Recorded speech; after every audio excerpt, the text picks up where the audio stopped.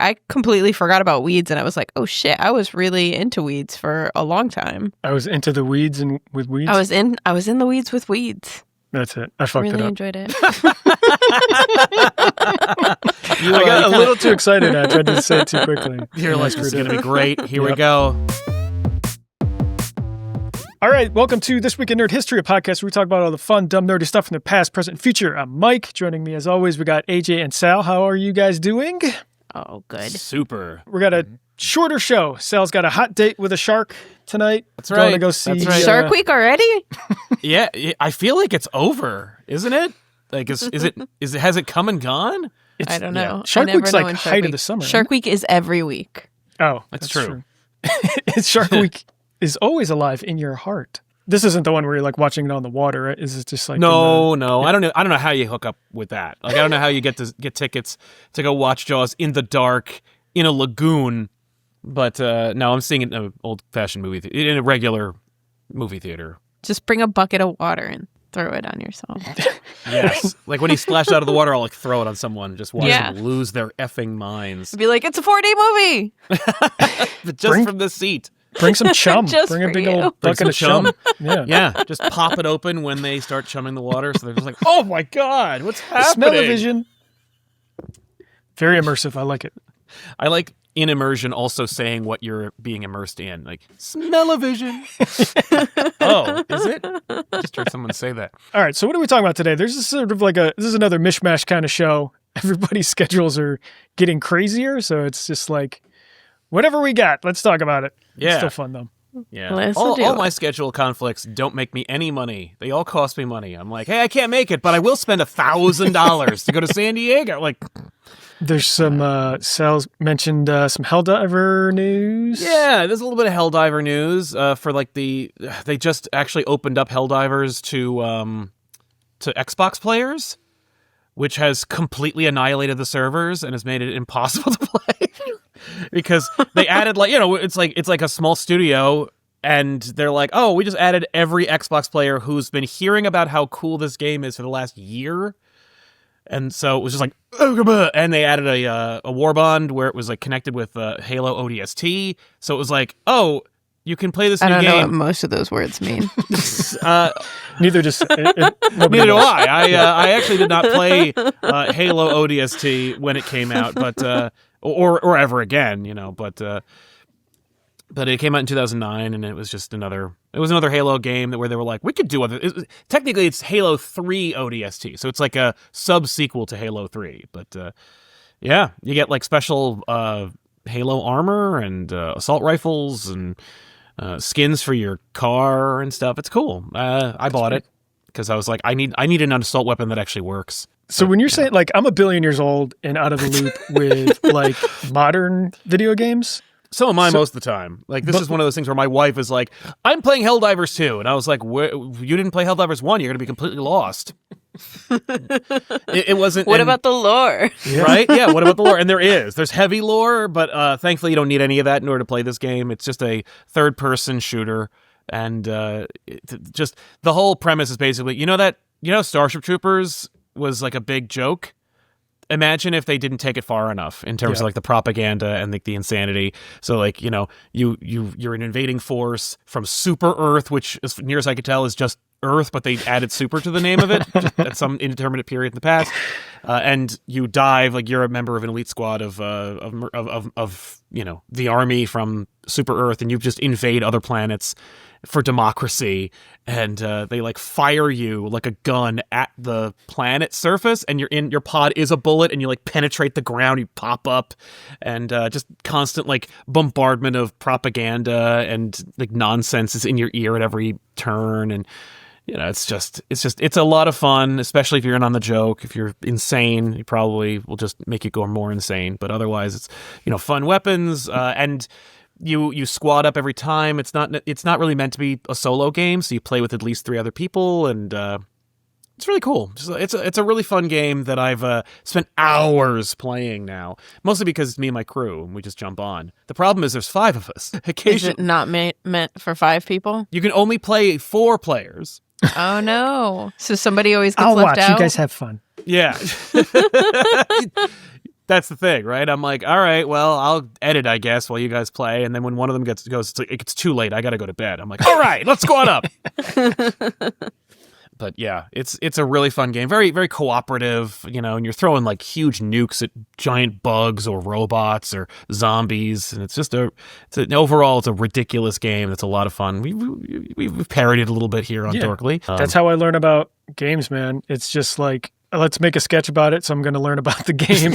And like for Helldivers too, like you're saying, like the Starship Troopers and stuff, and just go like full bore into it. Like the trailers and stuff for it, when it first started really kind of blowing up. It was so perfectly done of just like how over the top it is and like the propaganda and shit like that. So it was really, really funny to even just like the first one that we did was just like, what happens if those guys are just like dropped into other games and then just causing havoc. And then the other one, I was kind of getting a little bit into like the lore of it and just kind of the confusion about the, what is it? The automatons? Yes, the automatons. Right. And they're like super into socialism. It's a weird thing to be super into. Yeah, those are definitely fun to have. When you were saying like the servers are a mess because it's just like an overload of new players. Yep. Like it's just like you can't even get on to play, or what happened? Here's my personal experience. What happened? Like they just launched the new Halo patch that you could add to your armor and stuff like that too. So that was also a factor. But we squatted up, we were playing, and then just like halfway through the round, the game is gone. Like my screen is just my desktop. like it's just like I never opened it. Like it crashed in a way I've never seen a game crash. Wow. Usually it's like bit, and then like bong, there's some kind of an error. No, it's just like the game didn't exist, and the computer's like, you never opened Helldivers. I don't know what you're talking about. And so you like gaslit, right? Like my computer's just completely gaslighting me. So I drop back in to the game, and then I try to like jump onto the game that my wife is playing across from me. And it was like, Tiffany's not playing. It says that she's on, but she's not actually in a game that you can join right now. And I'm like, I'm watching it right now. And it just did that for the rest of the day. And I was like, all right, so that's fair. Also, the game is borked. Like, there's a lot of bugs, and I don't mean, insectoid monsters you shoot with assault rifles, although there's plenty of that as well. But it is it's a lot of fun. And that's really the issue is like, I've never played a game this broken this much, outside of like pre-game design Nintendo games where I'm like, I don't think there's a third level in this game, but with this, it's like, things will break. Like at the end of every round, a pre-scripted ship comes in, you get onto it, and that signals the end of the round and it flies away. Now, and what was never the case for the first year or so of the game, which is now par for the course, is that the Pelican, they call it, the ship drops down and then it like just clips into the mountain you're in, so you can't actually get into the Pelican. But thankfully, don't worry, it's like moving, so it'll just glitch across the ground, and you're like, oh, I think I got a little opening, and just throw yourself in. Like the game is so broken on like a near constant basis, and you can never guess which parts can be broken. Like at one point we had an issue where it was like, oh, don't use that gun or it'll crash your game. There's like 150 guns in the game, and it's like, don't use that one though. Like you'll just be like, blam, game's over. Like, and I think that was actually what was the problem in the round this time. They were like, oh no, don't use the Halo assault rifle. That'll crash your game completely. I'm like, why would that crash the whole thing? But also it's just like, yeah, I think it's, and people were like, give them a break. They're trying to keep the servers running. And it's like, I assume that's what happened. It's just, things are breaking, and they're like, as long as people can get on and play the game, it doesn't matter. Like you could literally turn inside out and never beat the game, but as long as you can actually play it, who cares? And I'm like, that's fair, I guess. Yeah. In its that's own such way. a crazy new, like not new to me. No, sure. Yeah. No, that's par for the course today, where it's like, here's your broken game you paid $60 for. Now, that being said, the game is free, so you can download it and play it, and you don't really need to pay anything to actually enjoy the game. But there are, perks you can pay for, like just like war bonds, which they call like the upgrades and new weapons and stuff like that. But you can actually earn like credits within the game to get them. It's just like impossible. So, but it is a really fun game, despite like all of the things against it. Like if you would pitch this game to me in 2003, I'd be like, this is a scam. Totally. But it actually is like really fun, especially the community aspect of it is really cool. Like if it's a free game, and like I should fucking know this, but I just don't. But like, when it's like free games like that, like in Helldivers, are they just totally dependent on people wanting to buy like upgrades and shit? I assume. That's crazy. Because there's no like in-house advertising. Like there's no microtransactions outside of like, do you want the new armor? You can buy the new armor, or you can earn the new armor. But like really, if you just get good, you don't need any of that stuff. Like you can just be awesome and play the game properly. It's a weird phenomenon where I'm like defending a game that literally has microtransactions in it, which I think are generated genuinely by Satan. And But I think it's just because it's like it's the perfect recreation of what it was like to play like GoldenEye back in the day on the couch with my friends, or Doom before that, on landlines. Really was I played Doom with a lap link tether cable. I on the landlines I played Unreal Tournament 3. That was my big game where I just played with like 10 people. By the way, just for the record here, we had like 11 people in one game. The game could fit on like the equivalent of a 16 megabyte hard drive, and no crashing, no problems, multiple bots. What are we doing here? But the reality is that war was already fought. The bodies are buried. The memorials have been erected. They have eroded to time. I'm long past that. No, it's all over. I never played those kind of games where it was like a LAN party or things like that, where it was like multiple friends playing. The closest thing was just like in college, we would just play a lot of like Madden or hockey games or like Smash Brothers. Yeah. Stuff like that where it's just like quick rounds, win, stay on, lose, whatever, get up. It's still super fun, but like it feels very different than like, getting to play cooperative. I guess that's the big thing. Like I've never really played like a cooperative game with my friends. Yeah, I don't think I have. Honestly, that's sad. I mean, the closest was probably when we played that cooking game. Yeah, Overcooked. That's right. Yeah, Overcooked. Yeah. We need to play that again. We're like helping each other out. Otherwise, it's always just like gaming is my favorite. Everybody. Yeah, it's something that I had to learn too, because if I ever played a game with real people, I was killing them.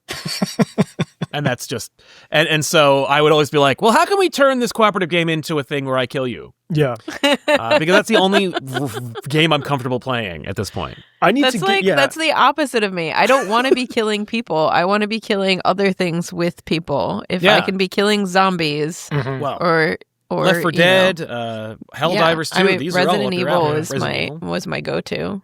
I need to get it out of my system. If we're doing that, like I need to sabotage everybody, kill everybody, get it out of my system, and then I'll be helpful. Give me like 20 minutes to be an asshole and almost ruin it for everybody. I was such a jackass when it came to like online play, like especially when Steam was created. Like I was definitely on like Day Defeat and Counter-Strike and stuff like that, and I absolutely would do this thing where I'd like, because I was trained by the best. Like as a kid, like I genuinely like I was trained by who would eventually become like a game designer. Like this dude, like he would, and it was just every day he'd be like, all right, maggot, let's go. And it wasn't like it was an actual boot camp, but it was more like he would want, like we were the only ones who played video games, so we would play together, and he was amazing and I was playing Mario.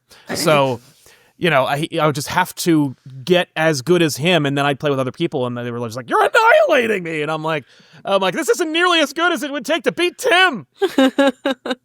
But I would do that, and I would just like, and in Counter-Strike, like the better you do, the more money you earn, so you can, and fake money within the game, and so you can upgrade your weapons. And so eventually I was just like play on this team, and you can change your screen name back in the day, like just at will. And so I changed my screen name to Don't Trust Me, and I join a squad with friendly fire on, and then I just like start annihilating the other team to the point where like the team, and I remember this vividly, like I'm on this team and the team is like, yeah, DTM, like they're actually making like nicknames out of my like warning to them not to trust me. They're like, DTM's fucking wrecking it. And then finally I got like the chain gun, and so like we're just like, you're frozen for a second, and they're like, all right, squad, go, and they all run, and I'm like, hup, and then just mowed down my entire team that I played for an hour with. Why? Oh wait, don't trust me. That's because Sal wanted to create chaos. He wasn't just a complete jerk. They're like, why?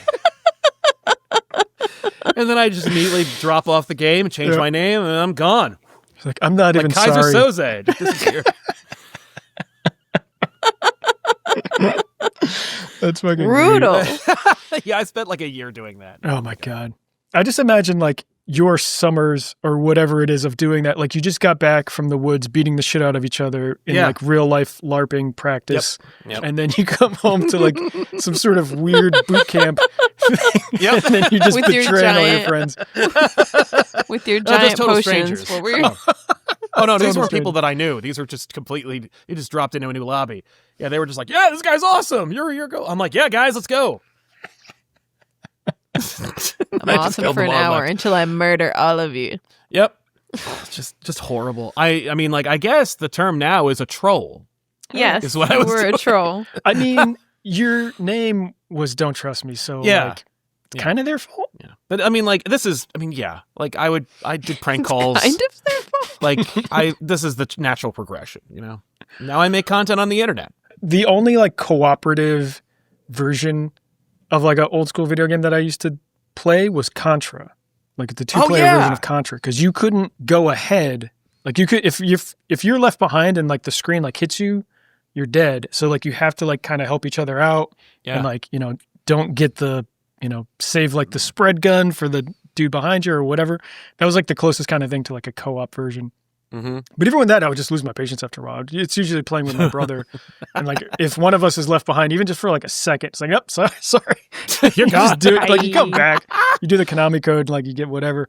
Yeah. But like, you just do it to be a dick every once in a while.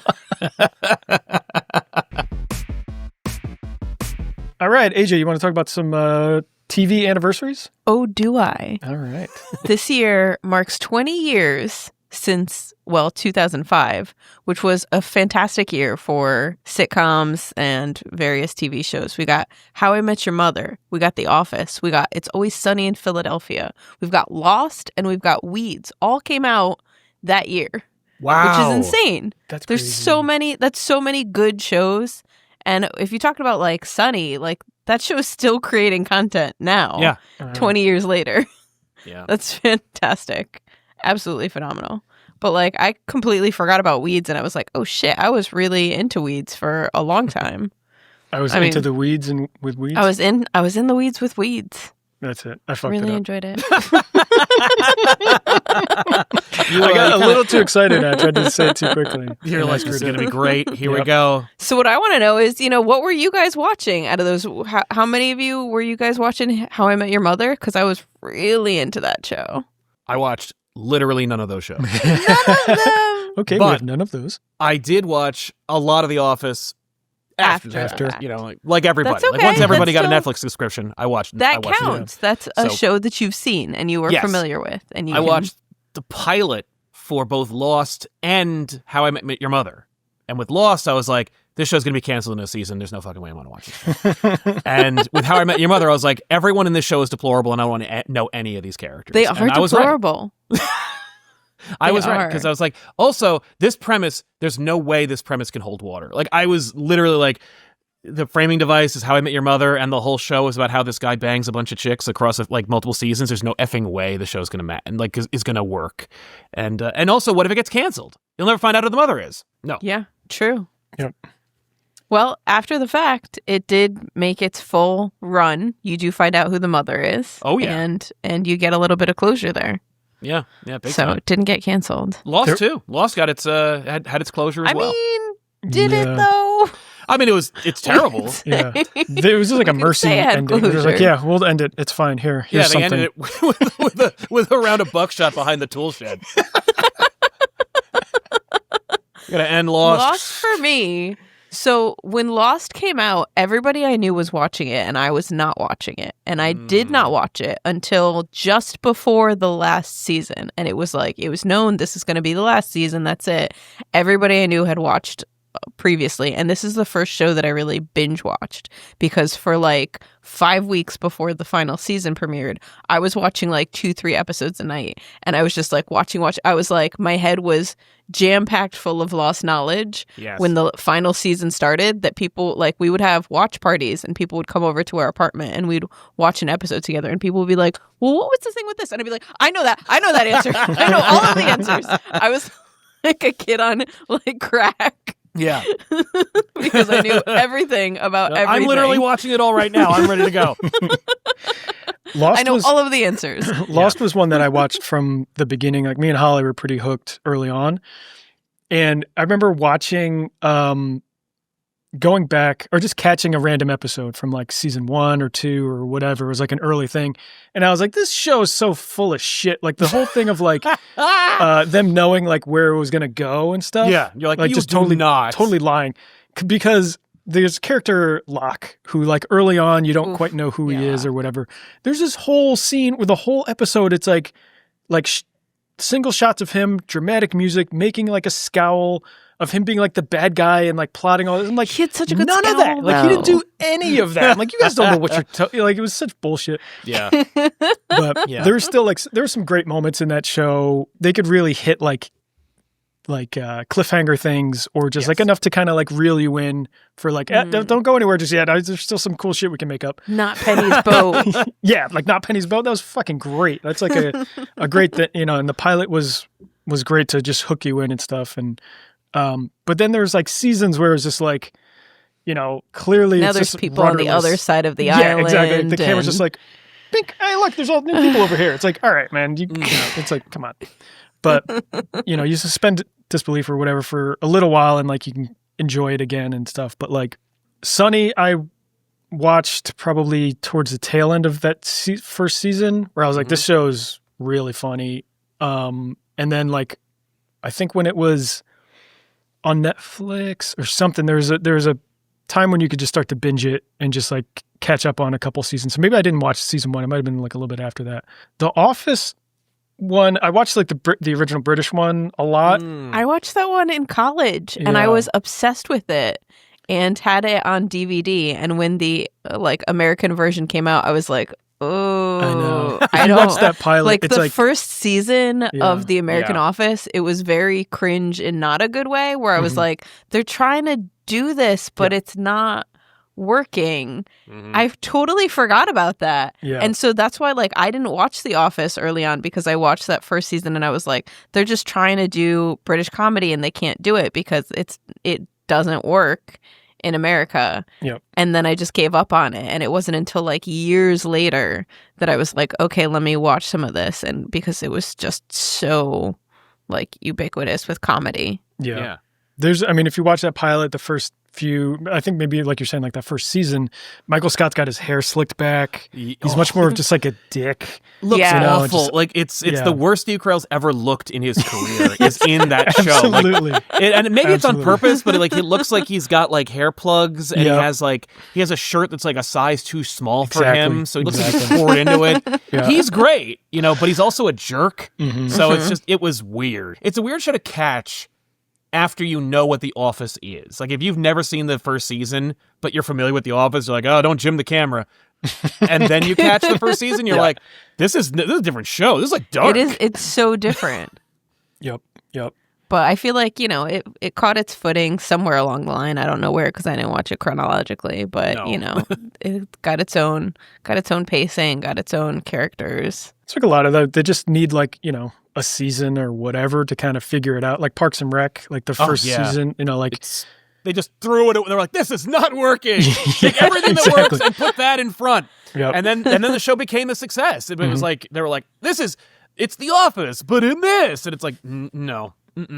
I think Sunny was probably one where it was like, no, these guys are assholes, and like everybody on the outside knows they're assholes.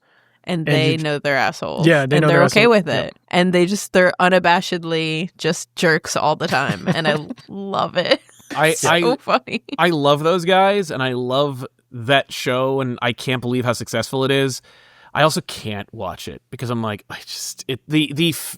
ugh, like everything that happens in it, I'm like, no.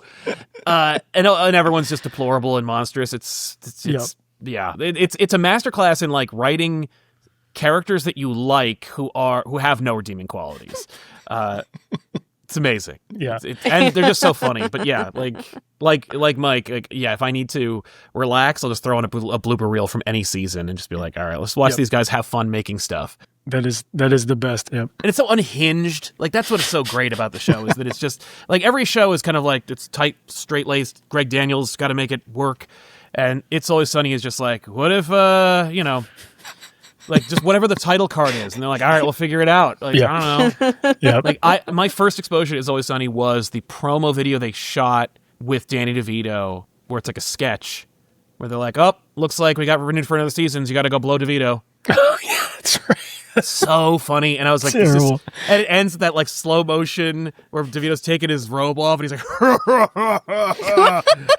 and I'm like, awful. This is so horrifying. I know. But like in the best way possible. I'm like, that's really funny. But if this is what the show is, I don't know if I can tune in every week. I love the idea too that, I mean, correct me if I'm wrong, and if you don't know what I'm talking about, then maybe I should pause and look it up. But isn't it true that Danny DeVito was just like a huge fan of the show and just wanted to be a part of it? Yes. And so he was just like, guys, put me in the show, and then got written in. Yeah, I heard they like pitched him the show. Like someone pitched him the show, like his agent or whatever, and he was like, this is great. And I think the idea was it was going to be like a celebrity cameo. And he's like, no, I want to be in the show, like from here on out. Yeah. Forever. They had to shoot all his stuff in like 2 weeks, like a whole season's worth of stuff in 2 weeks, which is crazy. Yeah. And then it was like after the first couple days or whatever, he was like, you can, I'll be here for as long as you need me. Like he became That's like a huge awesome. fan that way. Yeah. And then they were able to like, adjust from there. Some of But my favorite episodes are Frank episodes. There's one that's like entirely from his point of view, and he like passes out for half of it, and it's just, I don't know which one it is, but it's so great. There's a certain point in that show where like, I mean, everybody kind of devolves a bit as those seasons go. Like Frank, absolutely. He's just like a scumbag businessman to just an absolute crazy person now. I'm the trash man. Yeah. There's a point where it's like, where he just tries to do like or they just make him do the grossest stuff possible, and he's so good at it, where it's just like terrifying. Have you seen him talking in like behind the scenes where he's just like, they wrote a fake script just to mess with him?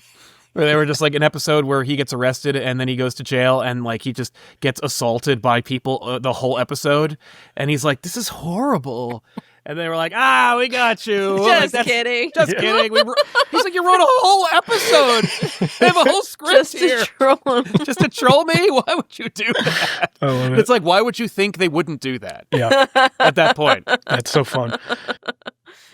I think the only one out of that group of shows that we're talking about that I didn't watch at all, I really had no interest, was How I Met Your Mother. Yep. Really? So I'm the only one. I think so. I think too, because like the main guy, like the, Yeah, Ted Mosby. Ted one is not. Yeah. He's not great. No, he's just like a saltine cracker. He's a T-cell. Yeah, he is. He's like whatever you need to be, he's there, and he's just like, I'm just glad to be here. He's the bare minimum of a human being. Yeah. He's not that interesting. Yeah. He's not that great. He's an architect, which is something that when I was young, I thought being an architect would be really cool. But he does not make it look cool. No. He is the saltine cracker of architects. Yeah, 100%. That's a guy there are conversations like at the executive level where they're like, can we get rid of him? Yeah, I know, right? Like, can we make the show about Barney? Yeah. That's what they should have done. Mm-hmm. Yeah, where it's like, how to make Barney Stinson who cares? is amazing. That guy's awesome. Yeah. The show just changes names to like how he met his mother. And it's about these characters. Right. And in the background, they're like, oh, and then there's this guy we hang out with, but he's not very important or interesting, so don't worry about it. Don't worry about it. I forgot they did like, it wasn't a spin-off, right? But it was like How I Met Your Father. Yeah, think, there's right? a second entirely new show called How I Met Your Father that I maybe watched one episode of. I wasn't into it. But to be fair, I wasn't into Himium in the first season. I didn't watch it until it was on DVD, and I borrowed it from a friend. And then I watched it all, and I was like, I could be into this. The thing that really threw me off about it was the laugh track. I'm not too into laugh tracks. Oof. But after you watch like 6 episodes in a row, you kind of just don't hear it anymore. Yeah, no, it's so standard. Like, there are shows where I appreciate it, or I'm like, yes, that's, this is par for the course. But there's some where it's like nails on a chalkboard. The Flintstones, that's canned laughter. That's not even, it's like the earliest days of AI. Like, no one is actually laughing at all. It's just a noise. A live studio audience watching somebody animate the Flintstones. And to get a laugh, that's pretty tough. To get a laugh, that's pretty hard to do, which is why it was so good. Yeah. Trust me, in 6 months, this is going to be funny. Yeah. What I found out, amazingly enough, was how they'll selectively use laugh tracks. Not like they'll use the sound files like they do probably with things like How I Met Your Mother, but rather like with like Seinfeld, where it was like they'll have like an amazing take and they take the laugh track from that, or from the studio audience reaction, and put it in there because like someone screws up and they're like, but the reaction was so big, we're just going to use that. They've got to do a second take and the laughter's not going to be as big. Exactly. So or they roll have to keep doing them. But like Seinfeld, you could feel people actually laughing at the show because of how funny it is. I mean, and I always think of that one woman who laughs before everyone in the entire audience when George takes out the golf ball. That's me. I'm laughing. He pops out the golf ball. You hear this one woman, and then everyone else starts laughing, and it's just like that's real. Yeah, that whole story behind that's like one of the best TV moments, I think. Yeah, for me. Yeah. Second place is when Cartman made that kid eat his parents. I was like, holy shit, this show is insane. Was when the show changed for me, where I was like, oh, this is not my South Park anymore. I think that was after I stopped watching it. I don't recall that. I was watching it religiously until Cartman made him eat his parents. Until the Chili Con Carnival. When did that happen? Like season 8. Like, oh yeah, I was done. After the movie, I was done like 3-4 seasons in. Yeah, no, I couldn't. Although it's still funny. I love when Cartman gets on the table and he licks the tears out of his head. God. He's like, the yummy, your tears so yummy and sweet. He gets Radiohead the tears to of unfathomable sadness. Yeah, then Radiohead's like, look at this little baby. And then it ends on a fucking Looney Tunes, like... Yeah, I also love the lesson that they learn with like, dude, let's never piss off Cartman ever for any reason. Like, yeah. That was like, to me, that was the shift of like, this is shock value, but this isn't like kids swearing. This is like another level of like shock value. Dread. Yeah. But yeah, that the Seinfeld, the Titleist thing, I was watching something recently. They're just talking about like how they had written that the night before. Yep.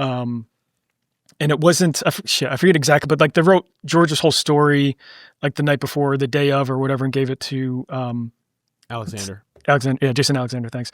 Yep. And he's just so good at just like he's a Broadway actor. Yeah, exactly. Like everyone, Seinfeld isn't an actor. Larry David couldn't care less. Michael Richards is insane. So it's like you give it to Jason Alexander and you think, oh, I hope he nails this. And it's like, he's a Broadway trained actor. Like this dude's going to nail it. He's been given sides before and like learned them. And he's in the McDLT commercial. Yeah. Yep. So corny in that fucking commercial. You say you want your beef patties hot, but you let us cool and crisp. But yeah. Have you not seen the McGLT commercial? I do not know this. The new McGLT. Hang on a second. Yeah, check out Jason Alexander with hair shilling for McDonald's selling extra styrofoam. Hey, you say you're getting tired of lettuce and tomato hamburgers in this town that don't quite make it? Yeah! You say that just once you'd like your hamburger hot and your lettuce and tomato cool and crisp. Oh my God, I love him so much. Yeah! Well, I say you got it. Look at all that fucking styrofoam. Lettuce and tomato hamburger, the McDLT. I'm talking quarter pound of beef on the hot side. And the hot stays hot. The new McDLT. Jesus. Lettuce and tomato on the cool side. And the cool stays cool. The new McDLT. Cool crisp. The beef stays hot. The cool stays crisp. Put it together, you can't resist. The hottest taste. The coolest dish. Keep the hot. Keep it cool. McDLT. I love it so much. Hot McD. Cool crisp LT. McDLT. It's a good time. Hot beefy McD. For the great taste. Cool crisp LT. Of McDonald's. Could be the best tasting lettuce and tomato hamburger ever. He's He moves so like fantastic. he moves like he's in like a fucking Pixar movie. He is. He's in his own everything's- Pixar movie. Yeah, they used him as like a model. They're like, this is what I want you to do. I love it. I Mr. love Terrific. it so much. I want to know how many times did they have to do the flip when Oh they my God. got it perfectly in that shot, but there's no way you're getting it perfectly every time. You're getting tomato and lettuce everywhere. Yes, Yeah. absolutely. But I love That's the why idea you of just don't put being your like, sandwich together that way. You don't take your sandwich and flip it. You don't build your sandwich. They make it. Yeah, but they're like, It's yeah, so we much can just use extra styrofoam that's completely destroying our environment. Well, thank you for educating me on this.